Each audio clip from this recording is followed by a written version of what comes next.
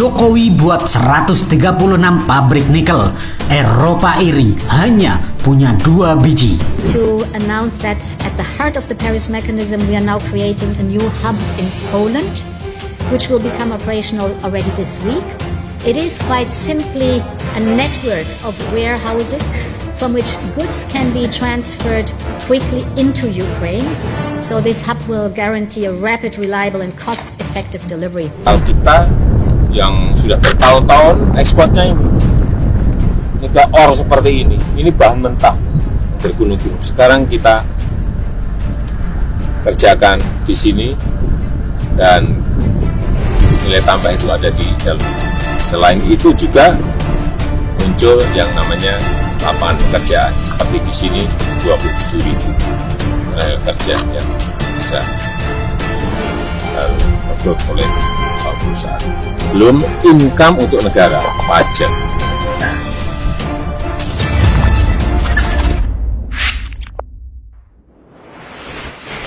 Sahabat Bagi Media, Eropa iri dengki dengan niat Jokowi.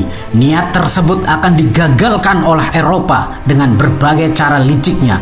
Jokowi akan membuat 136 pabrik nikel di dalam negeri. Eropa panas dingin melihat kiprah Jokowi yang semakin jadi. Langkah-langkah licik Eropa terus dilakukan. Apa saja langkah tersebut dan bagaimana caranya?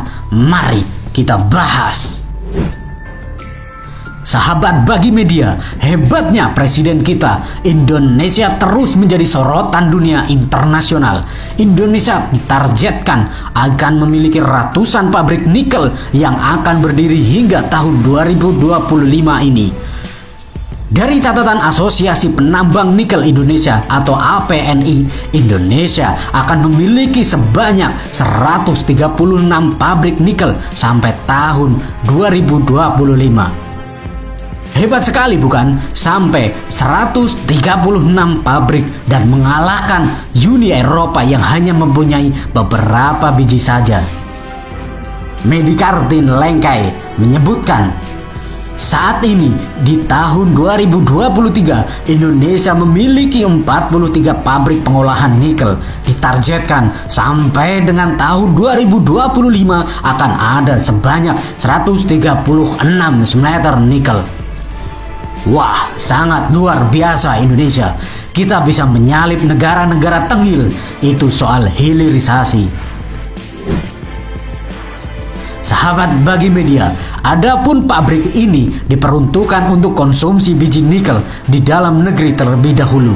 Nanti tahun 2025 dan seterusnya itu akan terbangun 136 pabrik. Kami hanya mempertimbangkan untuk cadangan untuk biji nikel. Untuk dalam negerinya dulu bagaimana, ungkapnya kepada CNBC Indonesia dalam Mining Zone. Dikutip Jumat 13 Januari 2023. Medi mengatakan bahwa pengusaha nikel sangat mendukung program hilirisasi nikel.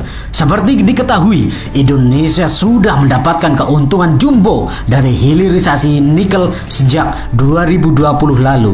Terbukti pada tahun 2022 nilai tambah dari harta karun nikel itu melejit signifikan.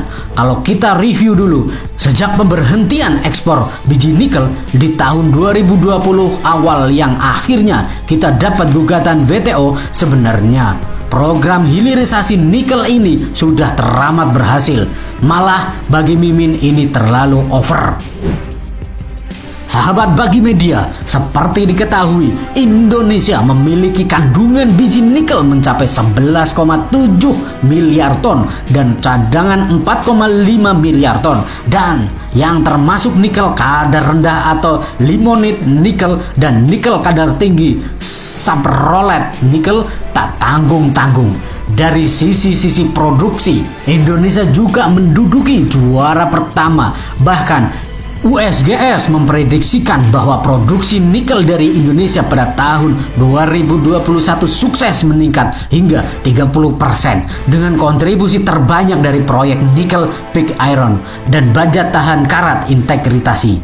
Sedangkan umur cadangan biji nikel Indonesia disebutkan bisa mencapai 73 tahun untuk jenis biji nikel kadar rendah di bawah 1,5%. Asumsi umur cadangan tersebut berasal dari jumlah cadangan biji nikel limonit mencapai 1,7 miliar ton dan kebutuhan kapasitas pengelolaan atau smelter di dalam negeri sebesar 24 juta ton per tahun.